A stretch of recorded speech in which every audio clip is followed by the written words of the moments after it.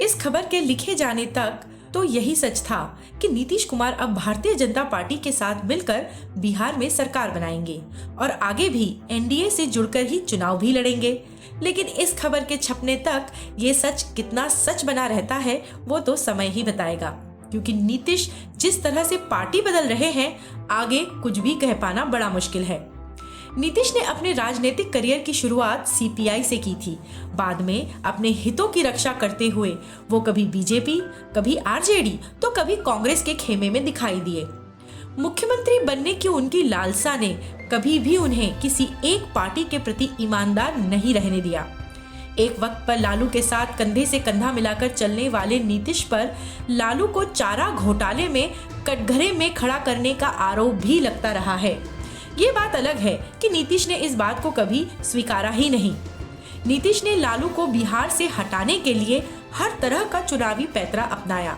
2005 के चुनावों में बिहार में पूरी तरह से लालू का सफाया कर नीतीश बिहार के मुख्यमंत्री बने। 2013 के चुनाव में भी उन्होंने बीजेपी के साथ मिलकर सरकार तो बना ली, लेकिन फिर बाद में बीजेपी का ही साथ छोड़ दिया। बीजेपी का साथ छोड़ने के उन्होंने कई कारण बताए, लेकिन सबसे प्रमुख कारण प्रधानमंत्री की रेस में उनके नाम का न शामिल होना बताया जाता है।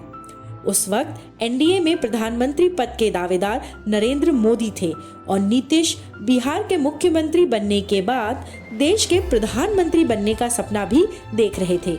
ये बात अलग है कि नीतीश ने कभी भी अकेले अपने दम पर बिहार में पूर्ण बहुमत हासिल नहीं किया था। 2022 में नीतीश ने अपने प्रधानमंत्री बनने के सपने को एक आखिरी बार पूरा करने का भरपूर प्रयास किया। उन्होंने पूरे देश में घूमकर सभी ऑपोजिशन पार्टियों को इकट्ठा करने की कोशिश की। वेस्ट बंगाल में ममता बनर्जी, दिल्ली में केजरीवाल, महाराष्ट्र में उद्धव ठाकरे और कांग्रेस जैसी पार्टियों को वह एक मंच पर लेकर आए। उन्होंने सबके साथ बातचीत की और इसका परिणाम इंडिया अलायंस के तौर पर हम सबने देखा। इंडिया अलायंस एक मजबूत ऑपोजिशन के तौर पर उभरी थी।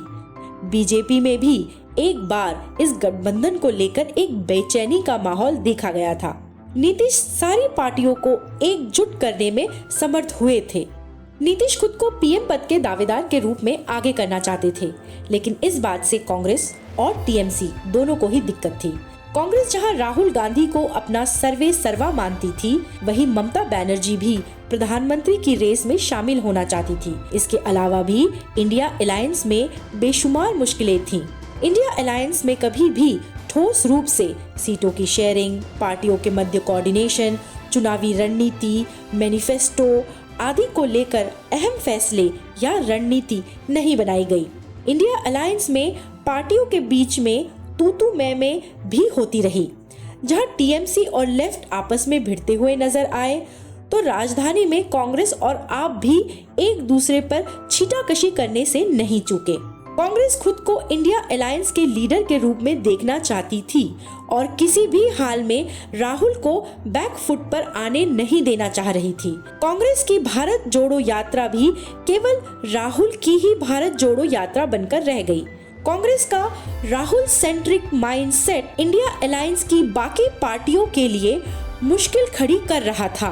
वहीं ममता और केजरीवाल दोनों ही भारतीय जनता पार्टी और कांग्रेस से अलग एक तीसरे ही मोर्चे को खड़ा करने की तैयारी में जुटे हुए थे।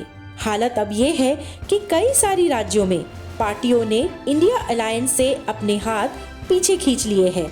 राम मंदिर के कारण भाजपा आज पूरे देश में एक लहर बनकर छा चुकी है। ऐसे हालात में इंडिया अलायंस एक अच्छे ऑपोजिशन के तौर पर भाजपा के सामने डटकर खड़ी हो सकती थी, लेकिन आपसी मतभेदों और व्यक्तिगत हितों के चलते ऐसा होना अब संभव नहीं लग रहा है। नीतीश कुमार इंडिया अलायंस के एक प्रमुख सूत्रधार थे। बीजेपी के साथ उनका गठबंधन इंडिया अलायंस के भविष्य पर कई सवाल खड़े कर देता है। एक लोकतांत्रिक देश में एक मजबूत ऑपोजिशन का होना उतना ही जरूरी है जितना कि मजबूत सरकार का होना। लेकिन इंडिया अलायंस में इस तरह दरार को देखकर ऐसा प्रतीत होता है कि इस मुश्किल का अब कोई अंत ही नहीं है। बीजेपी अपने सभी फ्रंट्स पर आगे दिखाई दे रही है और जिस तरह से बीजेपी की लहर पूरे देश में छाई हुई है, आने वाले चुनावों में भी नरेंद्र मोदी को टक्कर दे पाना विपक्ष के लिए एक कठिन काम होगा। तो दोस्तों, आपको क्या लगता है, आने वाले चुनावों में बीजेपी 350 के ऊपर का आंकड़ा पार कर पाएगी या विपक्ष सचमुच में एकजुट होकर भाजपा को सही टक्कर दे पाएगा? राजनीति एवं अन्य सभी खबरों की अपडेट्स के लिए लाइक एवं सब्सक्राइब करें सेवा खबर।